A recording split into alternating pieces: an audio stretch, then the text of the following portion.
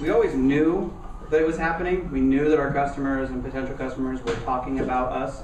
We're talking about our products, our marketing efforts, but other than primary research on a scale of 1 to 10, how familiar are you with our product, there was really no way to validate any of this. It was just an assumption. I did advertising, I did PR. At some point, I sold some product. So it was it was just kind of assumed that it was working. Social media has really kind of flipped things, and the evolution over the last 5 or 6 years has kind of slowly worked back from the consumers, as first kind of started with geeks and early adopters, of which I am one, so I can call them geeks. Who could do things like, who knew things like HTML and some code. They could put together web pages and these web logs, and they could post things.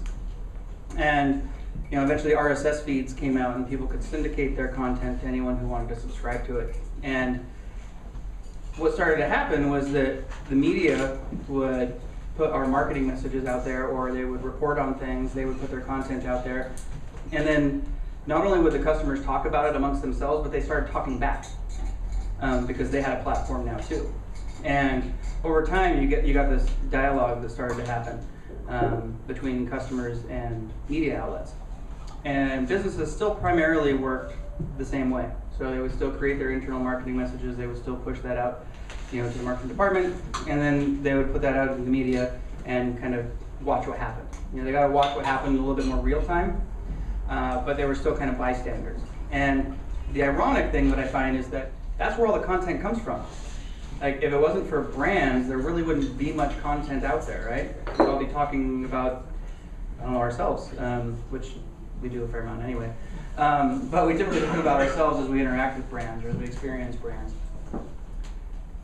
What started to happen over the last couple of years, and I've seen this shift, is that companies will kind of do this little one-off effort, right? It's like, oh, well, these people are saying stuff, and we need to be able to respond, and we can't really do a press release, and can't really take out an ad, and just kind of need to, respond to this question or this problem.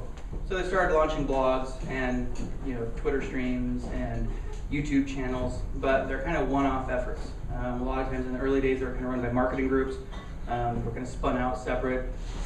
They would go for a period of time and then kind of die. They would start these conversations, and everyone would be like, hey, what the hell happened? We were talking and then you left.